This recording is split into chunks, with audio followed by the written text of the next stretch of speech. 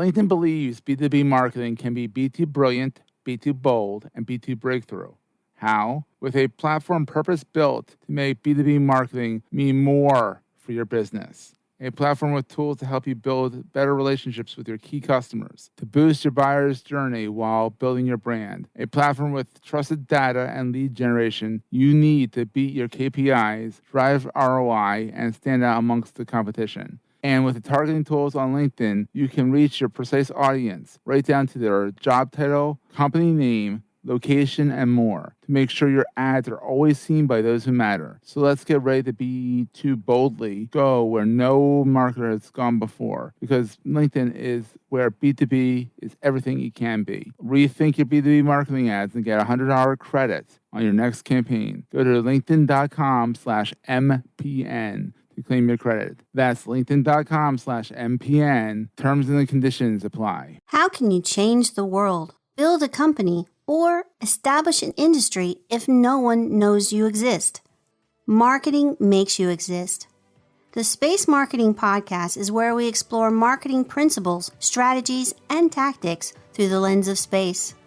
Join me, Izzy House, as we talk with industry professionals about their challenges and successes with marketing in the new space economy. Subscribe at spacemarketingpodcast.com or look for the Space Marketing Podcast wherever you listen. Hey, just checking in real fast. Want to let you know that this is a rerun from an earlier episode that I had with Sangram Vadre, formerly of Terminus. At this time, he is building a stealth startup. In this episode, we talked a lot about ABM, which is account-based marketing, his background, how he came up with account-based marketing, because he's the founding father of that mindset of marketing. So have a listen, and love to hear from you guys. It's Seth at entrepreneursenigma.com if you want to send me an email. This is Entrepreneurs Enigma. I'm Seth Goldstein.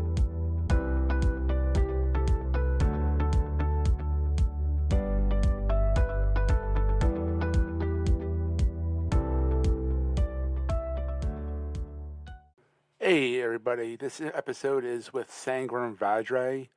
He is the co-founder of Terminus, an ABM platform to help people really get a hold of account-based marketing. He also is the founding father, along with some others, of ABM, and he helped coin that phrase, flip the funnel, as well. Great episode. He is a marketing genius.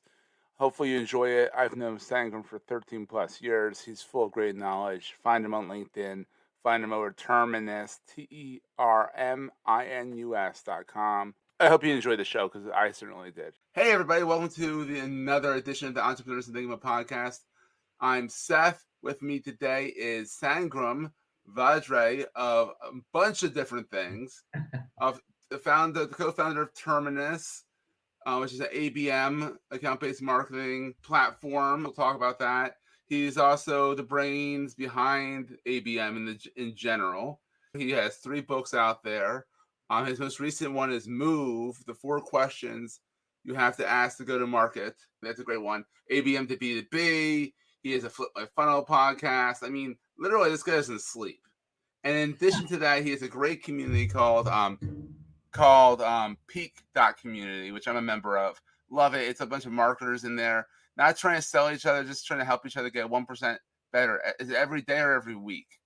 Yeah, every week. I try to be 1% better every day. There you go. I love that. Oh, absolutely. So Sangram, tell us about you. So we start off, we first met probably 10 years ago when you were working in corporate hosting for Internap, and I was doing some freelance for a small little web design company whose brother was hosting company was purchased by Internap. Yep. And we met in New York at the kind of let's celebrate party. Yeah. And then we've been friends ever since. So it's been a while, buddy. Yeah, it's been a fantastic journey, man. I think even though the last few years has been hard for a lot of us in many different ways, it has also opened up many doors. I feel like the last 2 years, I mean, the fact that you and I are connected because of the Peak community and we started because of COVID, it's a really serendipitous moment. Yeah. Oh, so Peak started at COVID. Is it what? Yeah. I mean, year and a half ago, or almost a year and a half ago, Now we started, Judd and I really, we are community people. We love community, and there no events were happening. Everything stopped. So we're like, how do we engage? And there were so many people at that time. Marketers would reach out to either him or I, because he's in recruiting and staffing. And I've been a CMO a few times, would say, how do you become a CMO? How do you become a better marketer? And we're like, well, we can't do this one-on-one calls all day long. Let's just bring and build a community, and try to keep it sales free. Let's not have any sponsors. So it's literally, as you know, you've been in it, is like, it is it's fantastic. Global in nature. So people from all over the world are in there, and it's been fun. And you talk about on LinkedIn today, to be very, upfront here, you have your retention is like 82%, which is like unheard of in communities. Like, I'm surprised it's not even higher. I mean, sure, there's a few people just haven't gotten around to it, but I mean, I've brought 3 people in. That's what we hear all the time, Seth, is like, it is because it is not a Sangram community, which is the last thing I ever wanted anything to be. It is your community as much as the events are run by the people in the community. A lot of times I wouldn't be even in those events. And that's what we wanted to build, is let's learn, let's sharpen each other. It's fantastic. It's a good case study in how to run a community. If you want to run a community, take a look at Peak. It's Peak.Community. If you're watching the video, it's at the bottom of the screen right now, scrolling. But it's fantastic. And it's a good way for you to give back and, share. And it's such a fantastic community just to chat, and just, you don't feel lonely because everyone's out there kind of helping each other out. It's fantastic. Yeah. And one of the things I posted this morning that you probably are referring to is like Judd, who's my co-host and co-founder in this community. He does onboarding for every single member. Like, this is not like, oh, you're in and you don't know. No. Every Friday he does 2 onboardings because of different time zones, one in the morning, one in the evening. And he would talk to every person who joins every week to tell them like, hey, look, this is a real person. It's helpful too. He's tremendously helpful. So I think it's just great people. It's great people. And talking about great people who love to talk about marketing and all that, fill the audience in on what the heck is account-based marketing versus regular marketing. Yeah, well, I mean, I tried to pen it with my second book, which is ABM is B2B, and I thought that would be the end of discussion on that one, right? No, it's gone gangbusters.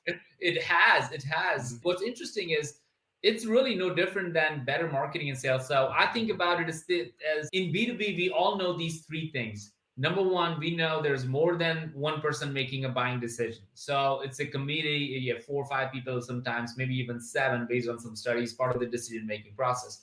Number 2, we know that the sales cycle is longer. You don't just go and get something. You kind of go through the motions in it, right? And that's why there are sales process, and sales and marketing is so important. And number 3, ultimately, if you make a bad decision, you'll get fired. Like, it's just right. So based on those 3 reasons, like, what account-based really is, that when you hire salespeople, their title is account executive. It's not a lead executive, which means the salespeople has forever known that they sell into accounts that are made up of more than one person, and they have a longer sales cycle. And their job is to build relationships so they feel they can trust it, so they can buy it and get promoted in their organization. So ABM is a way of getting organizations to wrap their hands around the entire buyer community and be able to make sure that they're making the right decision. And that's really what ABM does. That's awesome. It's a great way of thinking about it, because in the small business, you usually go out and you deal with one person. Mid-level business, you're talking to maybe 2 or 3 people, maybe. But when you talk to enterprise, it's like there's a whole department of procurement, for crying out loud. It's insane. Yeah. So that's your second book. Now, your third book. The first book was the ABM for Dummies book. So it was the quintessential, almost required book you have to write when you come up with a new strategy. You have to write the For Dummies book. So right. The next one is Move, the 4-question go-to-market framework. Fill us in on that. And that was written with Brian Brown. Yeah, it's been such an incredible time, Seth, of research in the last 2 years. Really, at COVID, you can pick up the phone and talk to anybody. So I literally took advantage of it, and we interviewed Jeffrey Moore, who wrote Crossing the Chasm, and Brian Halligan, who was the CEO of HubSpot, to incredible people, VCs, investors, all across the board. And what's interesting is there is a research that people can look at. It's called the SaaS Valley of Death. Anybody can Google that, SaaS Valley of Death. And it shows that it is incredibly hard to even get to 10 million revenue. It's like 0.4% Wow. of the companies get to 10 million. But what's even worse, Seth, which just shocked me, and the genesis of this book is that companies between 10 to 50 are even lower percentage of companies actually get there. So it's called the valley of death. You hit, like, so if it's 1 million is here, 10 million is here, and the number of companies who get to 50 million is even lower. You can't even see it on the screen, as low as they go. Wow. It's like 0.04%. And the reason they cited out, it's a study from McKinsey and others, was the reason companies don't survive after 10 million especially is because those companies, it's not because their vision all of a sudden becomes outdated. Their vision is as real as it still is. It's not because they can't hire great team members. As a matter of fact, they can. They may be different at different stage, but they can. But what's interesting is the reason they die is because, based on McKinsey study and others, was because their go-to-market never Oh, evolved. yeah. Right? Your go-to-market at an early stage needs to evolve from what it is at a problem market fit, what we call in the book, to product market fit, and then platform market fit. If those are the three stages of the business, your go-to-market has to be completely, literally, completely different, like almost a different company. And that's Mm-hmm. why companies fail, and that's why we wrote this book, so we can help companies navigate those that valley of death. Oh, it's a great book. I was lucky enough to get an advanced copy. I finished it in like 3 days. Yeah. It was like, I have to read this book. And it was something that, even for a small 1 or 2 person shop like myself, it's still good to know, because I'm dealing with other people and other businesses that are bigger than I am. And the idea is, I can just say, hey, here's this book. You need to go read this book so we can make you successful. And it's fantastic. Yeah, I think what's also interesting, Seth, over a period of time, what I learned from the book, the research for the book, is that go-to-market, just like ABM, like, it's so interesting. ABM is nothing new. To go to the right company and surround your arms around the entire, I mean, like, salespeople always knew, that's why their title is account executive, right? So it's nothing new. Go-to-market is also nothing new.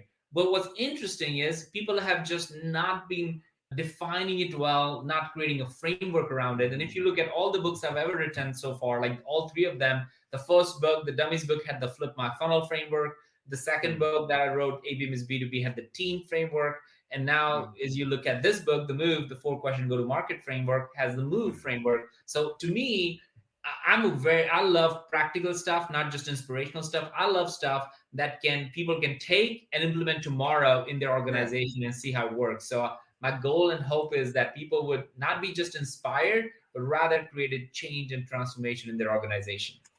Absolutely. And that's fantastic. So I'd be remiss if I didn't ask you about your whole entrepreneurial journey. After all, this show is called The Entrepreneur's Enigma, the puzzle of being an entrepreneur. How's that been for you? I mean, I know you've done entrepreneurship. You've done stuff at Internet where you're working for a bigger company. And then you started, Terminus, as a co-founder. So you came in at the top saying, this is my baby. We're implementing ABM. This is what we're doing for people. What was the entrepreneurial journey? How's that been for you? Well, I'll tell you a quick story. I don't share that much often, but I'll share this with you on this part, which is, I was at Salesforce, right? My last company, I was running marketing at Pardot. We got acquired by Salesforce. So I spent some time at Salesforce. And when I met the two folks who started this and co-founded this company with, it was right when we had our second baby, my daughter. She was 4 weeks old. Oh, And wow. yeah, she was like real small. And my wife wasn't working because, we wanted to take it easy. We want to make sure that we are spending time with the family in the early days and all that. And I'd go meet these two folks, and say, hey, I really feel like there is something here. And I come home and talk to my wife about it. Her name is Manmeet. And I say, Manmeet, I think I want to do this thing. And she was like, we can't afford it. You just had a 40-year-old baby. Yeah, we're like 4 weeks old baby, like what this wow. second baby, right? Like second kid. So, and I'm like, yeah, you're right. But I really feel like I need to do this because I really feel that there's something here and I feel very passionate about it. So a few days of conversation back and forth, she said something that I hope every partner would say to their partner when they are in a situation like I was. She said, look, I can see in your eyes that you're super passionate about it. And if you don't do this, you're going to regret. I'm like, you're absolutely right. I'm going to regret if I don't take this plunge. She's like, all right, I'm going to go find a job. She found a job in like 2 weeks. And she said, but here's the thing. I'm going to give you 1 year. In 1 year, show me this thing has legs. Otherwise, you're going to find a real job. It put so much fire underneath me. It wasn't about me saying, I'm an entrepreneur. Let me try. No. There was a clock that was running like every day where I was able to come home, not making money enough. And my wife was working with 2 kids. At the end of the day, it does get more on the women and your wife when you have a baby than a guy. It's just the truth. So, and then she's doing all this stuff while I'm trying to build a company and really trying. So for me, the first year was to prove that this has legs, because I couldn't imagine going back to work full time anywhere else at that time. And I'm so grateful for that. And clearly it had legs. I mean, how many years later? I mean, seriously, I mean, it had legs. It's working. You have a very popular podcast. It's, which you can see at the bottom of the screen. I came prepared. It's Flip My Funnel, where you have guest podcasters on there every once in a while, where you talk about the whole idea of flipping the funnel to be more direct. Now, tell us a little bit of flipping the funnel. Like, what is that? I mean, I kind of give a little synopsis, but in your words, what is flip the funnel? Yeah, so the idea came about was literally on a flight when I was at a conference coming back from San Francisco. It was 7 years ago, like literally the first year of Terminus. It was literally sitting in between 2 drunk people, trying no internet. So I was trying to draw something, and I was drawing the funnel, and I was like, what if it was flipped? Like, no, there's nothing beautiful other than the fact that I was bored and I just wanted to do something. That's I awesome. flipped it. And the traditional funnel that we know, which is broad at the top, narrow at the bottom. Yeah. And at the conference, they were talking about the research that Forrester came out with at that time, saying less than 1% of the leads turn into customers. And the reason is because hundreds come in and only 1 become a customer. I'm like, that's crazy. Why would we get 100 customers, especially in B2B, when you know who your target audience and target customer is? You're not selling a Nike shoe. You're selling the software to a particular audience. So you should know who your target audience. So who are your target audience? And they were talking about that funnel. I'm like, what if it was flipped? What if we start with the best fit accounts? What will happen? And so the new stages that became Flip My Funnel was identify the best fit accounts. So if you're selling to financial services, Fortune 500 companies, guess what? There are no more than 500 companies in Fortune 500 list, and there are only a few in financial services. So that's your list. Identify the list there, and then go after them. And then, so the funnel was literally that: identify the best fit accounts, engage with them, and turn them into advocates. And that became the idea. Another way of showing ABM that people understand. People understood funnels, and we just flipped it, and that became a movement in a way. So I like listening to your take. I like listening to your take, and then listen to how other people have implemented it. You know, how they're like, well, this is how we took this idea and we ran with it, and this is our take on ABM. You know, and the thing is, I feel like a lot of people in the marketing space get stuck on the term like account-based marketing. What is that? You explained it perfectly well. It's focusing on the department, on the company, not just that one Joe in procurement, because that one Joe in procurement is one guy in all procurement, you know? Yeah, and I think that's really interesting. So I love, Seth, that when people, I see so many times, almost every day, if not every week, somebody saying, here is literally taking the funnel, literally taking and putting it on the website blog. And every time I see that, I chuckle, because the more people do and use and implement ABM, the better I think businesses will be. And it's great. So I think as long as we're able to build great business around it, all power to it. Absolutely. So Sangram, where is the best place for people to find you? I mean, because, Terminus, or is it, I put a short URL up for your books on Amazon so people can go over there. This will all be in the show notes. Yeah. Or the Peak.Community. Like, where's the best place for people to come find you?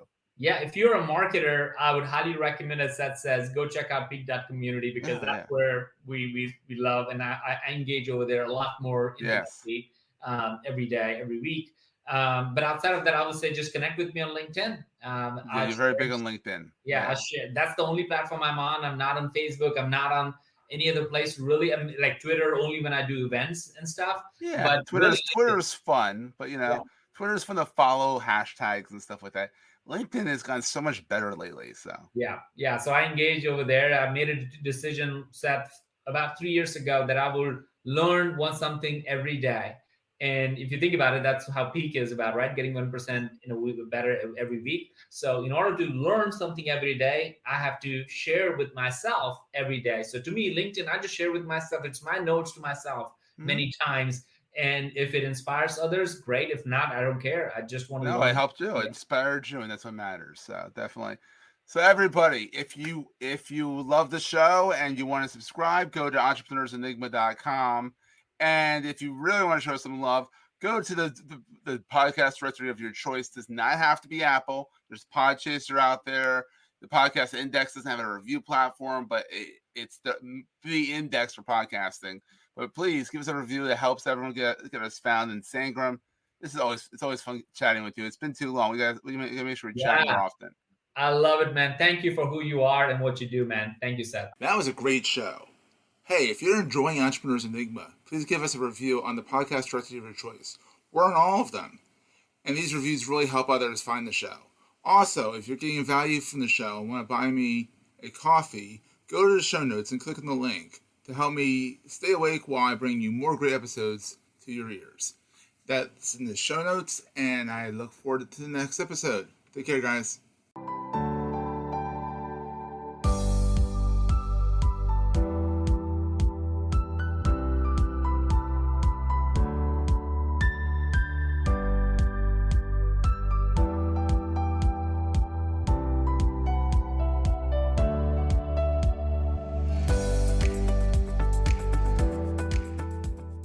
Hey there. We have got another fantastic marketing podcast for you, if I do say so myself. I'm Carrie Barrett. I'm the host of the VIQ podcast. VIQ stands for Video IQ. And in each episode, I teach you how to create standout DIY video. I'm talking about turning your phone into a money-making machine. And this is for all parts of your funnel. Social right at the top, all the way down through live streaming at the bottom. And just like this podcast, the VIQ podcast is a proud member of the Marketing Podcast Network. You will love it. Subscribe to the VIQ podcast today. All you have to do is check out the video version on youtube.com/I am Carrie Barrett, or you can search for the VIQ podcast wherever you get your podcasts. This podcast is heard along the Marketing Podcast Network. For more great marketing podcasts, visit marketingpodcasts.net.